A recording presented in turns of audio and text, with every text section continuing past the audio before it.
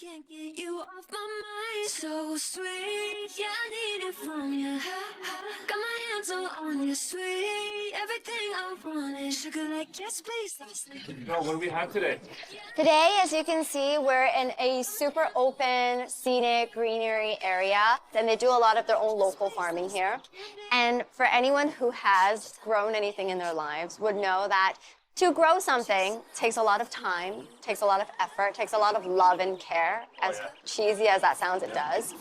And I think the reason why I wanted to come here today is because I really want to talk about how to nurture people, especially because we live in a world that, unfortunately, we will have nicer people and people who are not so kind.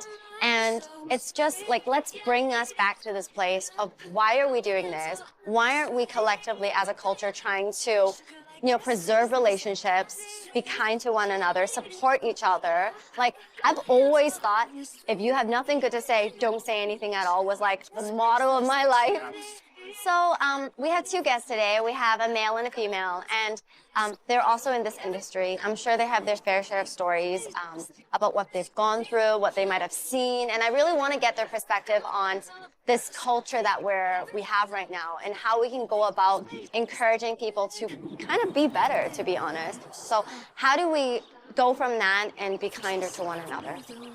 Yeah. We can. I'm sure we're not going to find a definite answer today, but I think it's a good conversation to have. Absolutely. I hope we can discuss more about it and just grow and nurture together as we would love our plants, Absolutely. Yeah. I think they're ready now. Yeah? Okay. Let's go and see them then.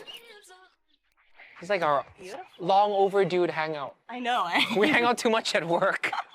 Well, we're finally out of work in here, like in this beautiful. This is so cool.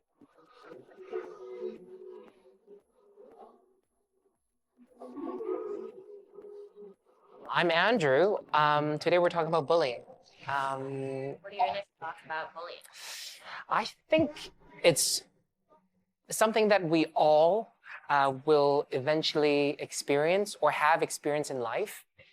And sadly, it helps us grow in a sense, because for those who can't overcome bullying, they will always be tormented by this topic. But for those who actually overcame bullying, they will thrive in a sense, because I think we all experience it in school or friends or like even at workplace. And I think that like, it's also a topic that parents don't often talk about in like Chinese family.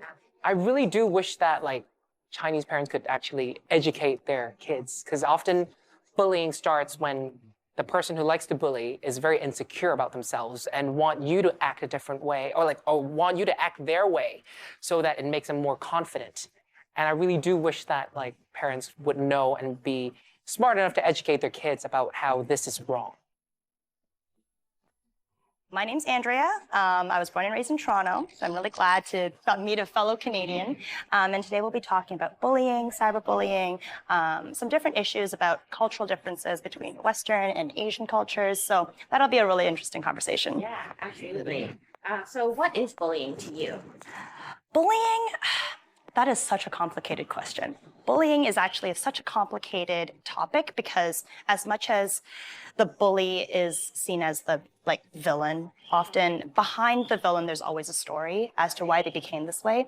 So I think with bullying, it's kind of one of those topics where it's really hard to describe in one sentence, but it has a lot of effects on people growing up, and I hope that if bullying can be minimalized from the start, so that could be from like when people are growing up, how they're brought up, the environment they're in, their education that they've received, all of that, if we can look into types of issues that happen in those times, maybe we could prevent some of the bullying that happens in the world, so. Hey!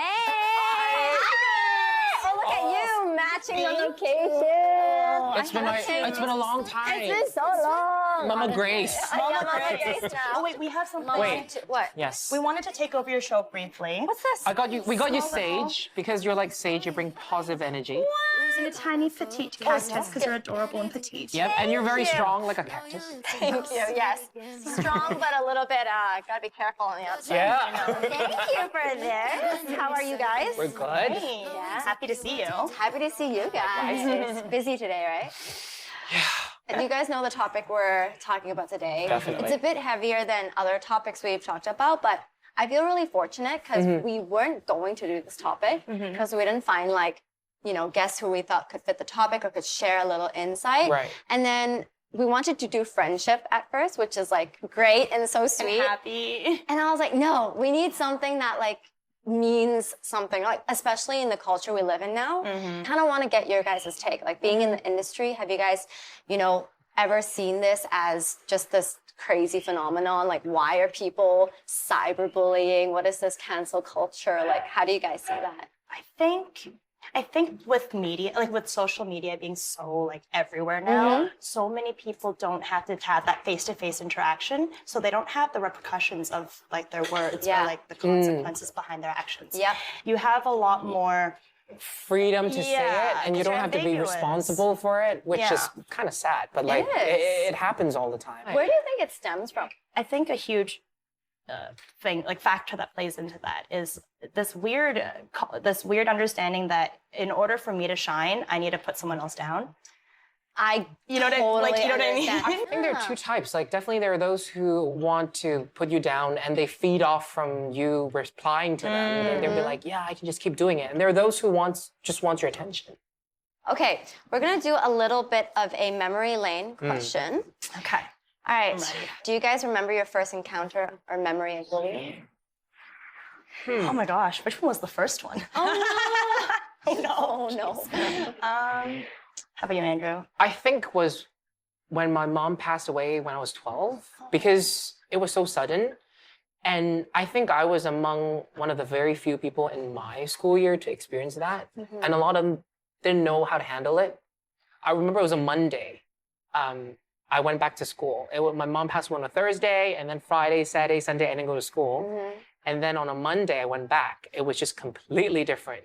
Like everyone was was talk like, to you. yeah, They were scared of saying the wrong I did thing. have like it took me like a couple of weeks or even months to like went back to the normal social thing, because I don't think like back to the education part, like I don't think people are educated enough to like tell the kids how to handle this kind of emotions. And the way they handled it was they completely like just blocked me off. Why? Because probably the teacher was like, you should be more careful with him. And I felt he's like delicate right more, now. but I wasn't in a sense. I just wanted to live normally. Yeah. And I think it went a different way. Even I feel like the biggest problem there was the teacher never came to you and asked you, like, how would you like us to present the situation? Like, if you straight up was like, I just, if people know, they know. If they don't, let's let it be like, this is something I'm going through. I don't want people to treat me differently because of it. You don't have to walk on eggshells, right? Exactly, yeah. So I think communication about that Definitely. would have definitely helped a lot. Yeah.